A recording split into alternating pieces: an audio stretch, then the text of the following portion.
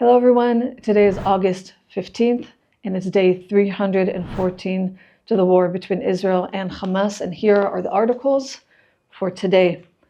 It says here, Israel mitakeshet al reshimat hachatufim hachaim. Israel is adamant on receiving a list of the live hostages, שלא נקבל בעיקר גופות, that we won't primarily and mainly receive only bodies.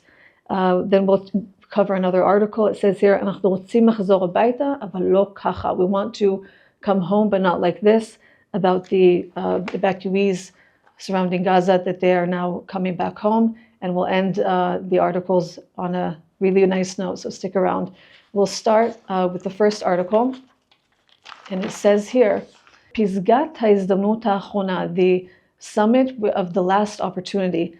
It says, over 10 months, the families of the hostages have been living in a horrible roller coaster of pain with great expectations and hopes, and then only to crash down with terrible disappointment.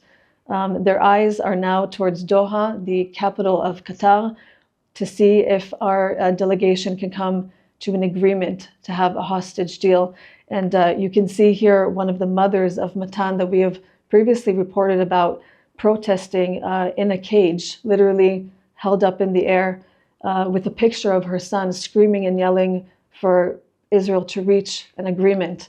And one of the fathers here of one of the hostages that is now already murdered in captivity, the father of Itai Chen, he says, we need our leadership to show themselves to be leaders, and that they'll bring all the hostages back, and that he wants them to make the most moral decision that can be made for the hostages. And over here, we can see a caricature. You can see here a security woman asking if they had packed their own suitcase, and the reply here is, יש מצב שמישהו דחף לנו תנאים חדשים לתיק. There's a possibility that someone changed the circumstances or put new terms into our file, so to speak, a play on words, teak being file, their suitcase. So what they're referring to here is the situation in which Hamas keeps changing the rules of the game. They keep coming in with one offer and then changing it, and that's actually happened every single time that Israel has come to the table with an offer. Hamas has come with an offer, and they keep changing it and putting new different terms into that transaction. And so it's a very complex situation. Also, Iran is putting their own terms of transaction, and they say that if an agreement is not reached today, then they will attack Israel because of Israel's alleged aggression towards Gaza. So people in their hearts have hope for this because they want the hostages to come back. They want the war to end. But I think politicians are maybe less hopeful.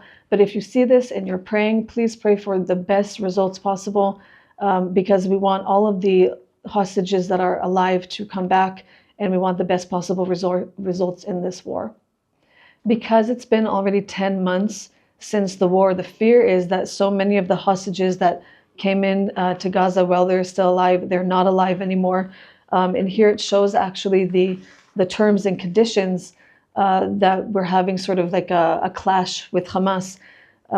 Hamas doesn't want to discuss the names of those that will be released before the exchange, but Israel wants a list of at least 33 hostages by name that are still alive.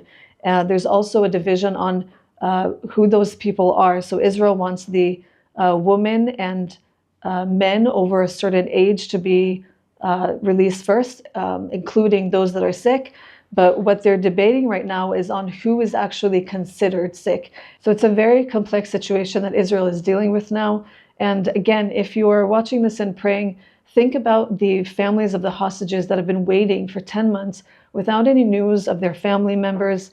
Some of them even got propaganda videos from Hamas showing them bruised and tortured. And a lot of them might get the understanding that their family members are not in this list because they're not alive. And it's a terrible way to receive such news, so keep them in your prayers. And here you can see the families of the hostages with the pictures of their family members in front of the Knesset, crying out for their loved ones and fighting for them. And now let's go to the article about the people, the evacuees in the Gaza envelope. It says here, לא כולם יכולים לחזור. Not everyone can return. עדיין יש מלחמה. There is still a war with mixed emotions when the scars of October 7th are still echoing and the war is still continuing. Many will officially leave today. Many of the evacuees will officially leave the hotels that they were evacuated to 10 months ago. So for those of you who don't know, after October 7th, people from the north and the people in the Gaza envelope, they did not feel safe to live there anymore, to stay there, and it truly was not safe. So a lot of them were, by the government, put in all these different hotels in the Dead Sea, in places that are safe, and they have been living there since then. But as you can imagine, being in a hotel for a few days, 1 week is nice, but not when you are taken out of your home, with your children, with the elderly, not in your surroundings, not being able to make money, your kids not being able to have their normal routine and study, and just be in different places scattered in Israel.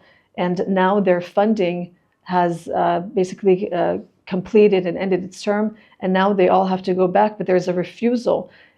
People around Gaza, there's a break of trust right now between them and the government because they feel neglected. They feel that the government didn't do enough to protect them from harm in the first place. So now that they're going back there, they're like, who is going to protect us if we don't actually feel safe? And so a lot of people feel that they're going back almost reluctantly. They want to go back, but they don't want to come back under the circumstances that they're under right now, because just a few kilometers from them, Israel is at war with Hamas. You can still hear the booms and the echoes. A lot of people have post-trauma and are triggered from these things. So it's a very hard thing for them to go back when they don't feel safe in their own home. Here you can see elderly residents on a bus. They're residents of Miflasim on their way back to the kibbutz. A lot of these people are part of a community. They're going back to their communities to try and rebuild it. And here you can see in the lobby all of the stuff that they have accumulated in their rooms for over 10 months, going back home and trying to rebuild their life again. And now we'll end with some positive news from a really tragic situation. It says here, "Haptsu'a hakasha beyoter miMajd al-Shams shava lahakara." One of the most gravely injured people that were injured in the Majd al-Shams tragedy has come back to consciousness, an 11-year-old girl. After a few weeks in which Kai, an 11-year-old girl, was unconscious from shrapnel that hit her around her head, she came back to consciousness and completely blowed away her surgeons that were not expecting her to come back to consciousness. Within a few days, she's even expected to be released from the hospital into recovery. This attack on Majd al-Shams a few weeks ago claimed the lives of 12 teenagers and children that were just on their day off playing soccer. Since October 7th, there's been 7,500 rockets that have been launched towards Hezbollah on the north, and 44 citizens have died since then. Since that incident happened, there's been a turning point, and you can say almost like an explosion in the north between the two sides. Israel then attacked and assassinated two of the main Hezbollah leaders that have been in charge of these attacks. And so there's been a lot of retaliation since then. This incident was a very, very tragic incident for the Jewish community. Israel loves the Jewish community, and so we've been wanting to receive any type of good news. And so we're praying not only for the safety of everyone up north, but that everyone else in this incident will recover, and that hopefully we'll come to you with more good news soon. Thank you guys so much for watching. If you want more Israel content, go to allisrael.com, and don't forget to subscribe to this channel, and we'll see you guys in the next one.